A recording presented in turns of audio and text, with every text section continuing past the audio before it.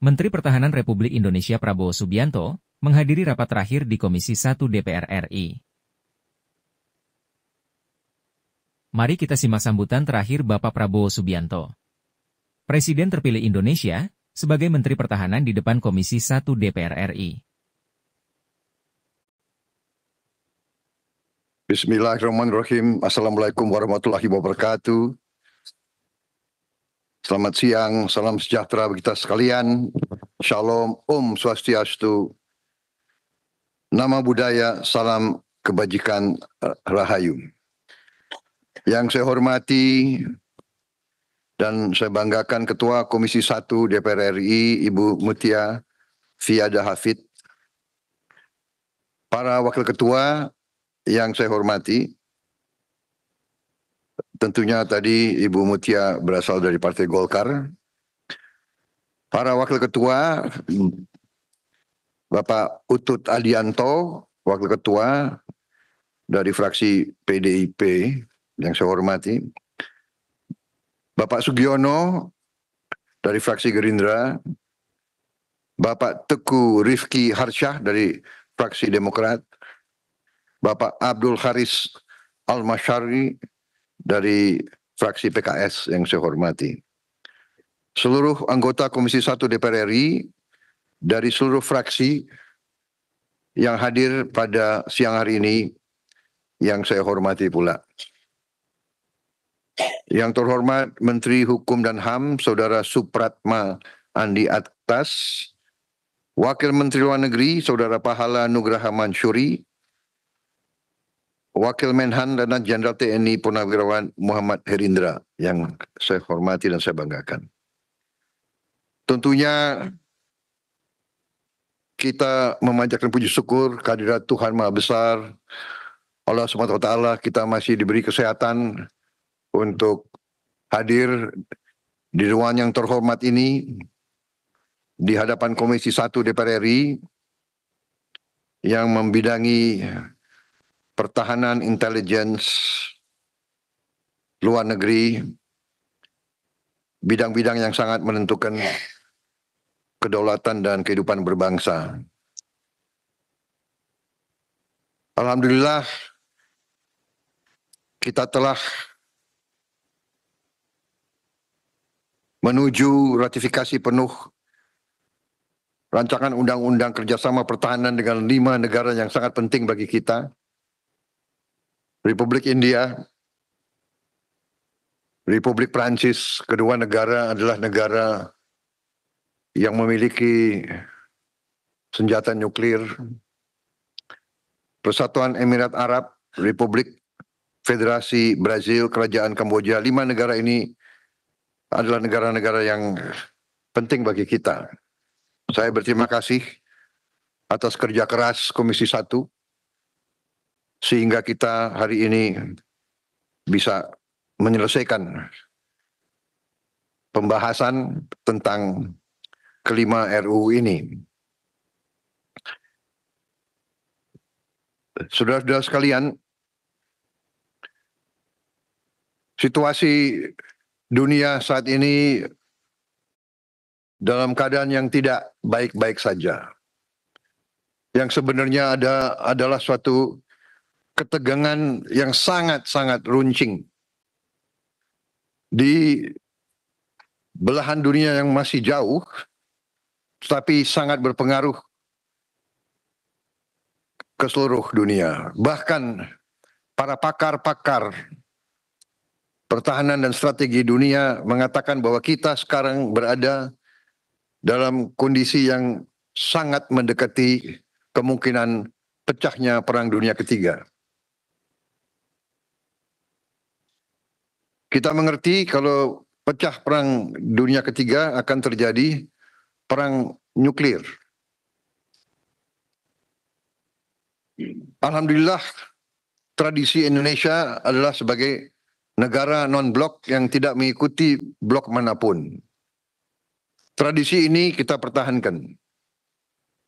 Namun kalau terjadi perang nuklir di dunia, walaupun kita tidak terlibat, saya kira kita akan merasakan dampaknya yang sangat berat. Terjadinya Perang Dunia Kedua, terjadinya Perang Dunia Pertama pun tidak diperkirakan. Bahkan banyak ahli pada saat itu meremehkan. Tapi sejarah menunjukkan bahwa kalau ada 2 atau 3 kekuatan yang ingin memaksakan kehendaknya, perang itu meletus. Kita melihat sekarang di Palestina juga mendekati suatu perang yang sangat dahsyat. Karena itulah saya sebagai Menteri Pertahanan mengucapkan terima kasih kepada Komisi 1. Saya merasa didukung sepenuhnya oleh Komisi 1. Saya terus-menerus bertahun-tahun saya peringatkan seluruh bangsa bahwa Indonesia harus kuat untuk menjaga diri kita. Karena kita memiliki kekayaan alam yang sangat luar biasa. Walaupun kebocoran masih terus berjalan dengan sangat besar, tapi masih kekayaan kita luar biasa. Dan kekayaan ini menjadi inceran bangsa-bangsa lain. Karena itu saya sangat menghargai Komisi 1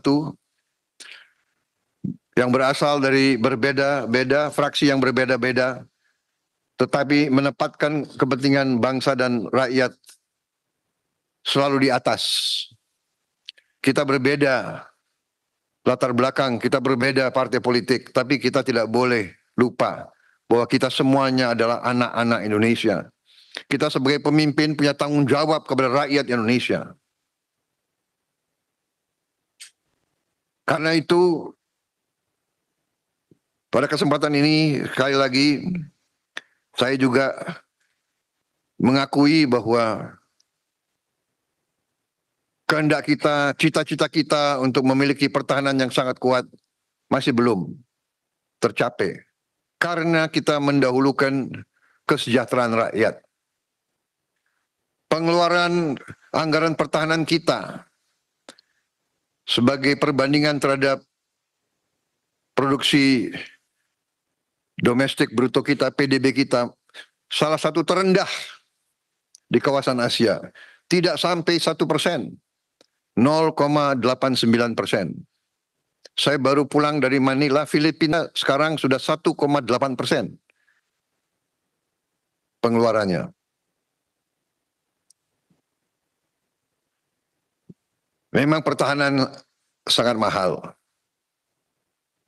Kita melihat tetangga kita, Singapura, pulau sebesar Bogor, jumlah penduduknya hanya 5 juta. Mereka bersedia mengeluarkan anggaran pertahanan 3% dari GDP mereka. Pulau yang demikian kecil menilai kemerdekaan mereka begitu penting. Ini saya kira akan menjadi PR kita bersama ke depan. Komisi 1 yang akan datang, saya yakin juga akan meneruskan apa yang sudah saudara rintis. Kami dari Kementerian Pertahanan ingin mengucapkan terima kasih yang sebesar-besarnya atas kerjasama. Walaupun di awal-awal cukup menegangkan, tapi saya kira ini bagian dari demokrasi, kita harus siap untuk menghadapi wakil-wakil rakyat. Tetapi kita juga perlu mengerti bahwa pertahanan ini terlalu penting untuk kita bahas secara terbuka. Untuk itu saya ucapkan permohonan maaf saya kepada media yang sering harus menunggu di luar pada saat kita membahas. Tapi ujungnya pun media kita pasti tahu hasil pembahasan kita. Apapun yang kita bicara pasti bocor. Ya. Tapi saya benar-benar merasa dukungan penuh dari semua fraksi. Artinya semua kekuatan politik di Indonesia menyadari pentingnya pertahanan kita. Kalau kita ingin terus berdaulat dan merdeka, kita harus punya pertahanan yang kuat. Tetapi sekali lagi kita mengerti dan sadar bahwa prioritas pertama kita adalah kesejahteraan rakyat kita. Justru rakyat kita yang paling lemah dan paling miskin, ini yang harus kita bantu secepat mungkin. Tidak boleh ada rakyat Indonesia yang lapar. Tidak boleh ada anak-anak Indonesia, pemuda-pemudi Indonesia yang hidup dalam kesulitan. Ini kewajiban kita semua. Karena itu pertahanan kita adalah pertahanan seluruh rakyat Indonesia. Pertahanan keamanan rakyat semesta. 5 kerjasama ini sangat penting karena negara-negara tersebut memiliki peran dan teknologi yang cukup baik. Khusus untuk Kamboja sebagai anggota dari ASEAN adalah juga kepentingan kita untuk memelihara dan mendukung kawan-kawan kita di ASEAN supaya mereka juga kuat dan mandiri. Saya kira itu yang ingin saya sampaikan. Saya juga mohon maaf apabila dalam pekerjaan saya selama 5 tahun sebagai Menteri Pertahanan ada sesuatu yang mengecewakan saudara-saudara sekalian, tetapi saya ingin saudara-saudara yakin bahwa niat saya semata-mata adalah untuk menjaga kepentingan dan kedaulatan bangsa Indonesia.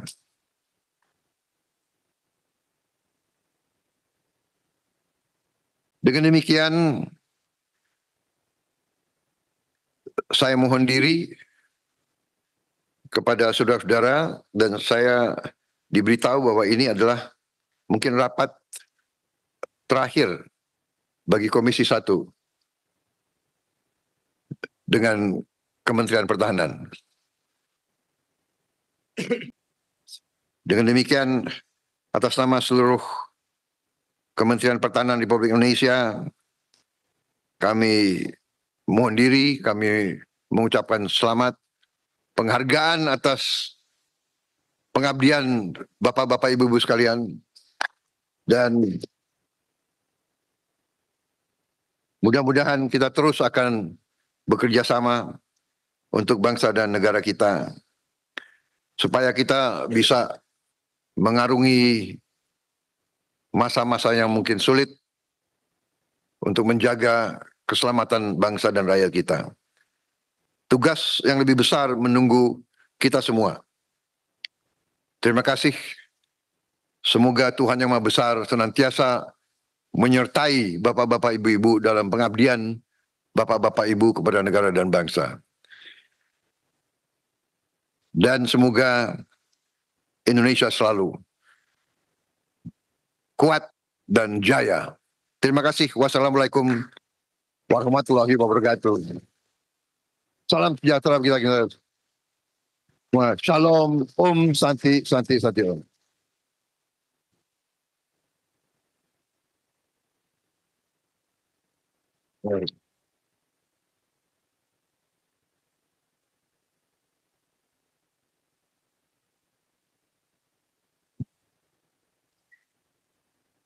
Jadi terharu